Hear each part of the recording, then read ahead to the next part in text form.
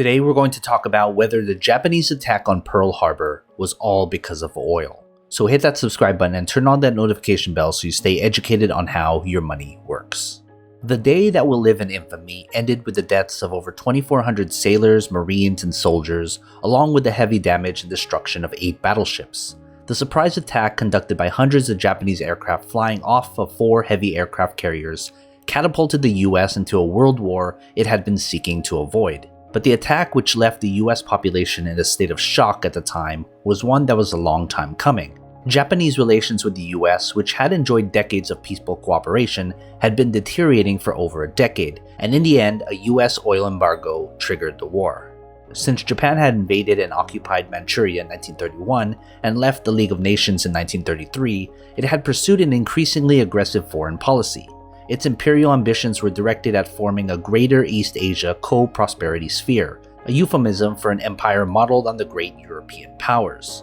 Japan gradually encroached on Chinese territory, and the incident on the Marco Polo Bridge in 1937, where confusion over a missing Japanese soldier led to Japanese forces attacking the bridge, sparked an all-out war with China. The Chinese were riddled with internal divisions, with a civil war between the Chinese nationalists and the Chinese Communist Party, leaving them too divided to successfully fight off the Japanese.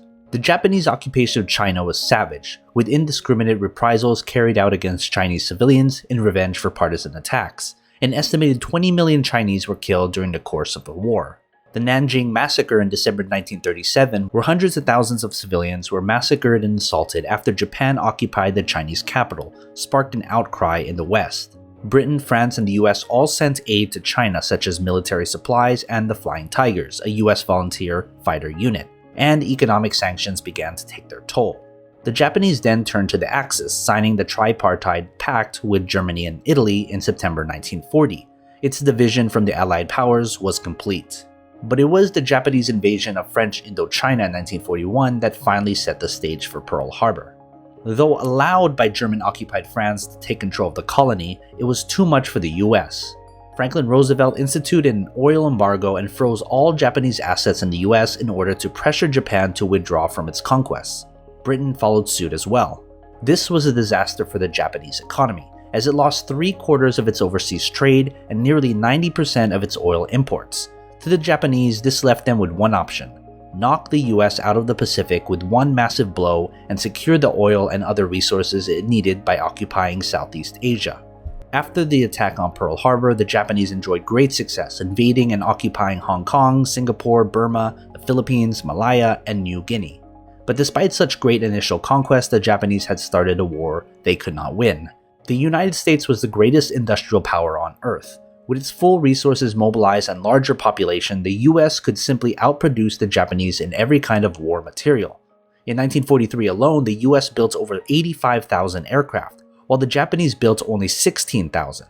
In the numbers game, the Japanese were doomed. Admiral Isoroku Yamamoto, the mastermind of the Pearl Harbor attack, said that in a naval war with the US, "If I am told to fight regardless of the consequences, I shall run wild for the first 6 months or a year. But I have utterly no confidence for the second or third year." Considering that the decisive Battle of Midway happened exactly 6 months after Pearl Harbor, where the Japanese lost 4 irreplaceable carriers and the tide of the war turned, Yamamoto was more prophetic than he might have wished. So what are your thoughts? How will you commemorate December 7, 1941? Leave a comment down below and let's get a discussion started. And as always, take care of your money.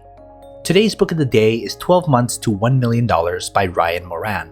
I'll leave a link to the book down below, and if you prefer listening to it on an audiobook for free, I'll also leave a link to a 30-day free trial to Audible. You can choose this book or any book to listen to, and even if you cancel before your free trial is over, you can still keep the book and listen to it whenever you want.